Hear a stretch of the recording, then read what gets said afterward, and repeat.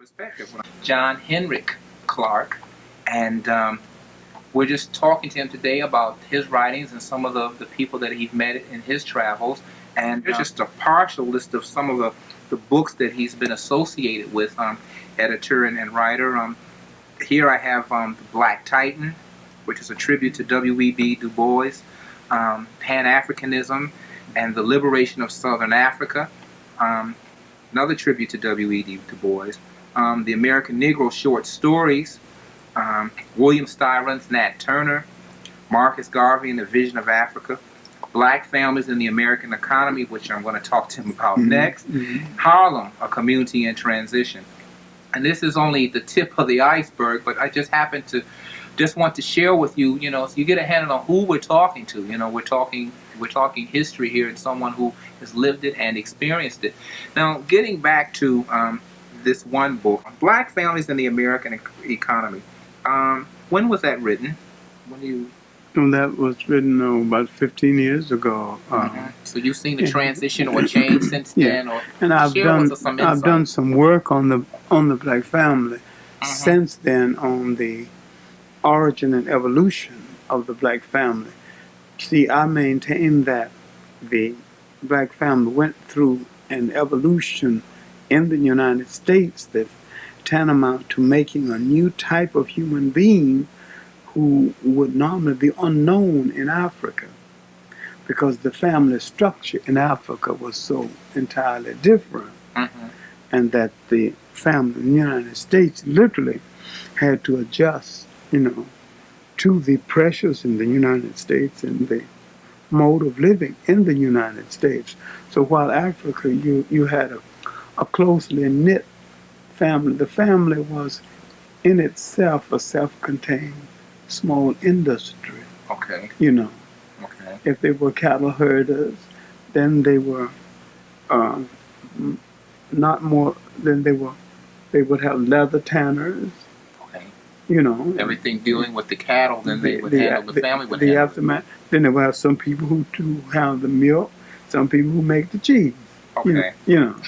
Oh. So you see that around the cattle, there would be a small industry. Same thing as around the farm.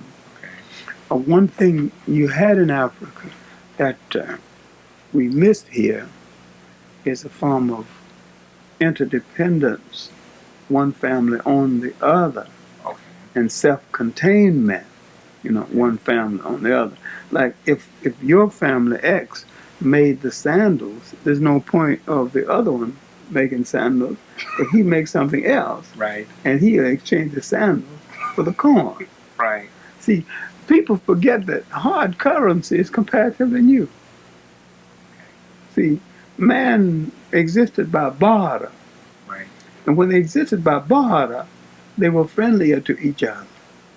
Because now, what am I going to hit you for? You're the sandal maker. You make my sandals, I make your corn. Right. Makes perfect sense to me. So we're going to get along. Right. Because of the interdependence for survival. Yeah, and that makes perfect sense to me. But an observation, I don't know if you've seen it through the years. My mother always makes this observation about blacks in America, that she says, I often wonder why, blacks, when they open up business, they'll open up a barbecue parlor next to another barbecue parlor, or a cleaner's next to a dry cleaner.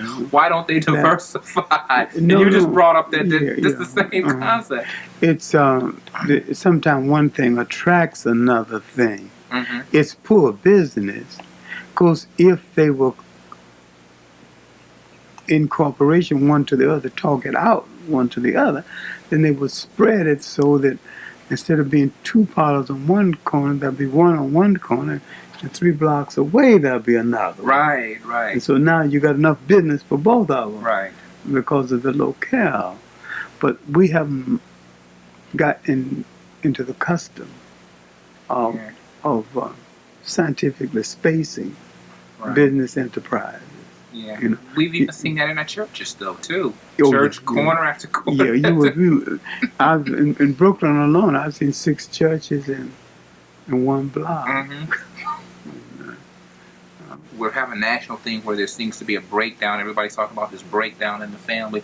What do you see as some of the causes? There is a breakdown in the family in the Western world. Okay. And I don't really think that the breakdown is any more for black people than white people, but it is more noticeable because the breakdown in our family hurts us more because we have less to fall back on than others, and we're always somebody else's statistic, and so people watching us sometimes when they don't watch them themselves.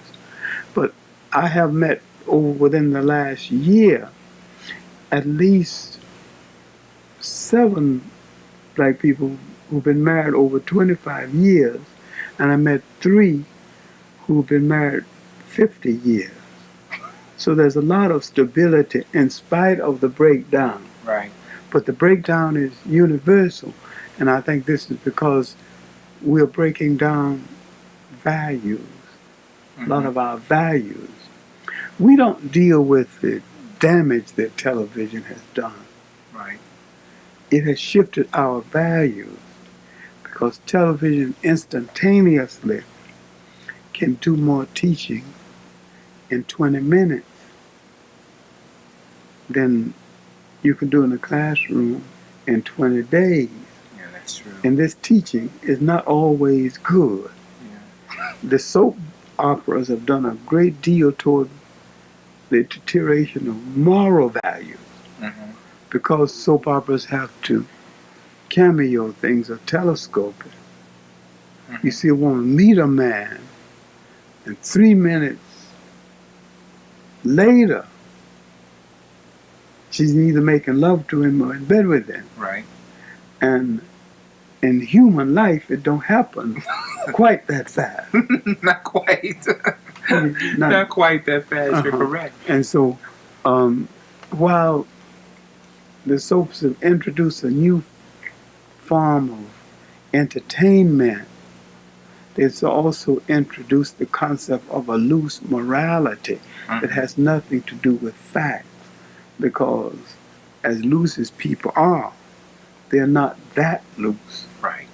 No woman ever meets a man and 3 minutes later, she's embracing him. Right. I mean, that's not even normal. Yeah, they can go through a whole lifetime in 30 minutes. Yeah, and it is taught too many of us to look for things instantaneously, as against working it out and thinking it out.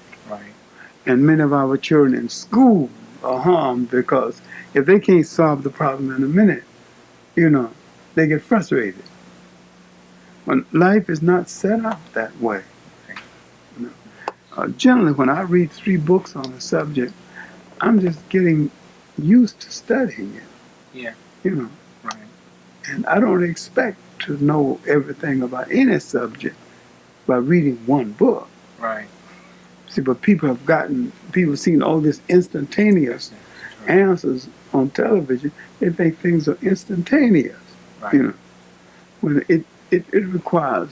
life requires careful work, careful thinking, It's governed by specific rules, and when you violate the rules, you'll pay for it in some way or somebody else will, but some paying is going to be done. Yeah. Pronunciation of his name, for one. Well, there is no correct pronunciation. Dubois, we put it. Dubois, this we said. Okay. And in France, they would say Dubois.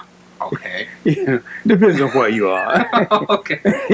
The book, The Miseducation of the Negro, that's Carter G. Woodson. Okay, that's Woodson. And it's him and Dubois. I forget whose show I saw, but they said that they were contemporaries, but they also were on different. Yeah, they were adversaries at the same time. But not bitter adversaries. They just looked at life differently. Dubois wasn't much of an adversary to Booker T. Washington either. That's been overblown. Okay. Because the real opposition to Booker T. Washington came from the Boston Brahmin, William Monroe Trotter. Okay. But Dubois uh, edited 2 books with Washington. And Dubois was supposed to go to Tuskegee before he went to Wilberforce, but just the letter inviting him to Wilberforce arrived early, because he had no objection to teaching at Tuskegee. And can you imagine? It's hard to even imagine now. Tuskegee was offering Dubois $900 a year. Wilberforce offered him $950. Almost $1,000 for a whole year. One of the great scholars of the 20th century. There was I'm trying to think, and I want to make sure, but I think it was W.E.B. Du Bois that the 1895 statement about blacks, it's better that the blacks work than to apply for politics. Was that No, that's out of Booker T. Washington's Atlanta expedition speech. I've gotten a lot of people been agreeing and disagreeing for years about. I think people should really read it, read every word of it. And he didn't say it quite that way. He said that it's better to make $1 a day than to sit next to white people at the opera, and that owning a truck farm is more important than all the stuff political speaking.